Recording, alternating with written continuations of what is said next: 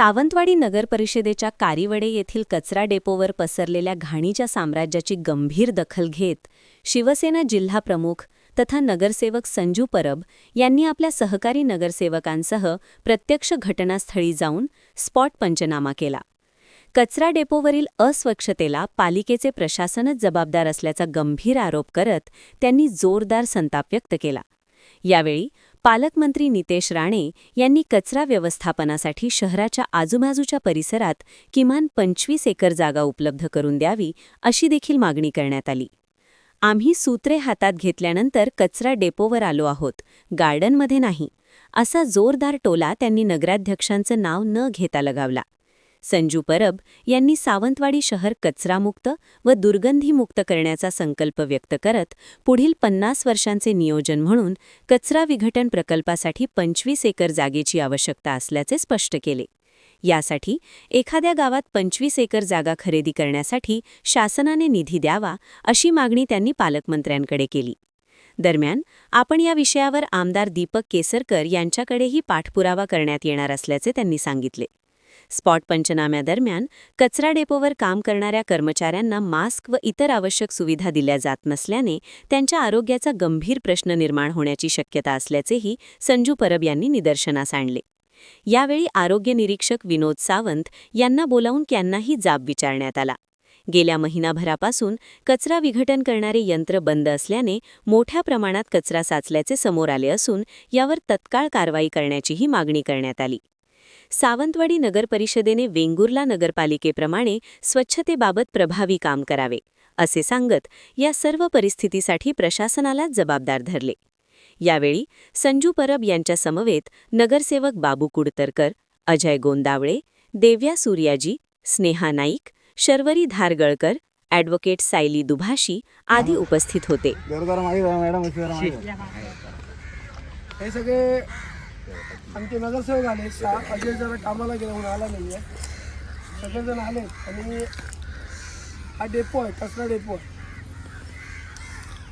या कचरा डेपोत पत्रकारांनी नाकाला रुमाल बांधलेलं आहे. हा जे इथं कामं करतायत बघा, त्यांना कोणत्याही सुविधा नाही आहेत.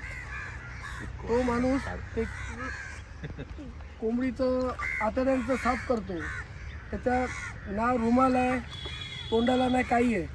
अशा परिस्थितीत ही गरीब लोक इथं काम करतात. याचा सगळा कचरा घेऊन येतात, त्यांना कोणत्याही सुविधा नाही आहे.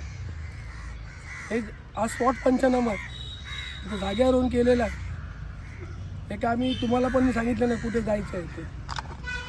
ही जी जागा आहे ही आता सगळी व्यापलेली आहे. भविष्यात कचरा टाकायला सावंतवाडी शहरात जागा नाही आहे. मी नगराध्यक्ष असताना मी मागणी केली होती, त्याच्यानंतर प्रशासन लागलं. मला नितेश राणे साहेबांना सांगायचं आहे, पालकमंत्री साहेबांना, की आम्हाला कुठेतरी आजूबाजूला पुढच्या 100 वर्षाच्या भविष्यासाठी सावंतवाडी शहराच्या एक कुठेतरी 25 एकरचा प्लॉट सरकारी जागा तुम्ही द्या. त्या गावातल्या लोकांना त्रास होता कामा नये आणि सावंतवाडी शहराला जवळ पडेल अशी आम्हाला एक जागा द्या, ज्या ठिकाणी कचऱ्याचं चांगल्या प्रकारे व्यवस्थापन होईल. आज जर तुम्ही बघितलं तर ही परिस्थिती आहे. हा कचरा काय करणार? ह्या कचऱ्याला आग घालणार आणि हा सगळा धूर जो आजूबाजूचा जो परिसर आहे, जिथं नागरिक राहतात सावंतवाडीचे, त्यांना त्रास होतो, आरोग्याच्या समस्या उद्भवत आहेत. त्याच्यामुळे आमची मागणी आहे पालकमंत्र्यांकडे, आम्हाला कुठेतरी 25 एकर जागा द्या. आम्ही सर्व टीम पालकमंत्री साहेबांना भेटणार आणि आम्हाला खात्री आहे, 100% खात्री आहे की नितेश राणे साहेब आम्हाला 100% आमची मागणी मान्य करतील आणि सावंतवाडी शहराच्या विकासात निश्चितपणे हातभार लावतील. आणि त्याचप्रमाणे सन्माननीय आमचे दीपकभाई केसरकर आहेत, त्यांनासुद्धा आम्ही ह्या गोष्टी सांगू आणि त्यांच्याकडनंसुद्धा जेवढे प्रयत्न होतील त्यांच्याकडनं आम्ही करून घेऊ असं या ठिकाणी मला नमूद करायचं आहे. मला फक्त हे दाखवलेलं आहे, हे सावंतवाडीचं सौंदर्य आहे का? हे कुठेतरी लांब गेलं पाहिजे सावंतवाडी शहरापासून आणि ज्या गावात जाईल किंवा जिथं जाईल तिकडच्या लोकांना सुद्धा त्रास होता का म्हणे याची सुद्धा तजवीज करावी लागेल. आणि ती तजवीज झाल्यानंतरच इकडचा कचरा बाहेर हलवला पाहिजे, कारण ग्रामीण भागात राहणारी लोकंसुद्धा आमचीच आहेत. तर अशी जागा निवडली पाहिजे जेणेकरून कोणालाच त्या धुराचा किंवा आणि त्रास होता का म्हणे. हे तुला दाखवली जागा सगळे व्याप्त झालेली आहे. ढिगावर ढीग चढवत आहेत. आज तुम्ही बघितलं ती आकडा आहे ते बघा, हे बघा या सगळे कावळे जमले, या सगळ्या कोंबड्यांचे आतडे आहेत. ह्याचं काय प्रोसेस काय याची, हे इथं आणून टाकतात. काय प्रोसेसच होत नाही आहे. वेंगुर्ला जाऊन बघा, वेंगुर्ला तुम्ही इथे नाकं बंद केली, बियाणं सांगितलं कोणी रुमाल बांधू नका, कुडतर बाबू कुडतर सांगितलं, तुम्ही सगळ्या पत्रकारांनी सगळ्यांनी बंद केली. तुम्ही चौथा स्तंभ आहात, तुम्ही आवाज उठवला पाहिजे.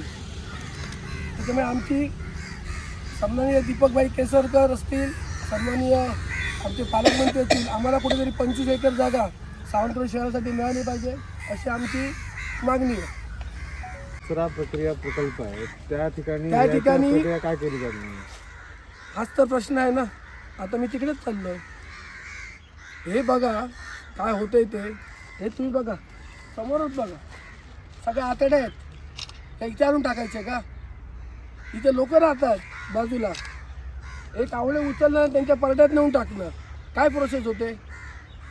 पण याला जबाबदार कोण, ठेकेदार की कोण, प्रशासन? याला जबाबदार प्रशासन आहे. नगराध्यक्ष आता झालेत, मी काय त्यांच्यावर बोलणार नाही कारण आताच दिवस झाले.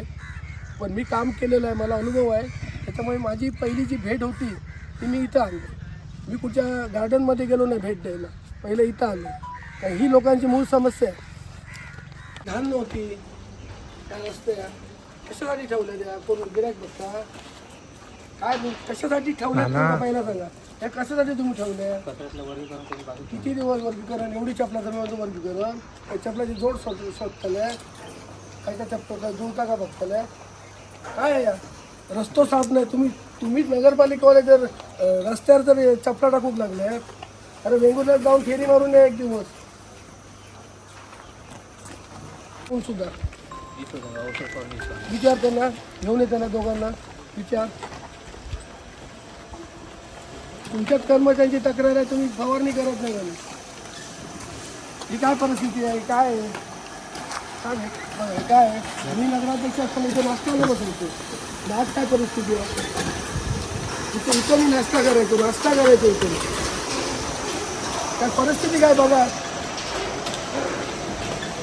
काय परिस्थिती. कर्मचारी संख्या आधी किती आहे? त्यांच्या तोंडाला वास आहे.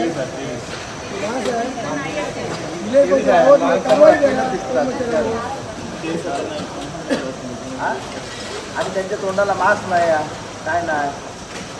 तुम्ही त्यांना सांगितलं पाहिजे ना घाला म्हणून, त्यांच्या घरी ठेवा दिले. काय परिस्थिती आहे? काय झालं ना उद्या तर तुमच्या आगड येणार नाही, आमच्या आगड येणार ते. अरे पण मी 2 वर्ष असताना हा प्रकल्प होता तेव्हा असं होऊन नव्हतं ना. एवढा एका दिवसाचा कचरा, एका जरा कचरा आहे. रोजच्या रोजी 2-3 दिवसाचा नाही, 2-3 आठवड्याचा कचरा आहे. एवढा मला वाटतं नाही वाढेल. महिनाभर मशीन बंद होती. महिनाभर असेल ते.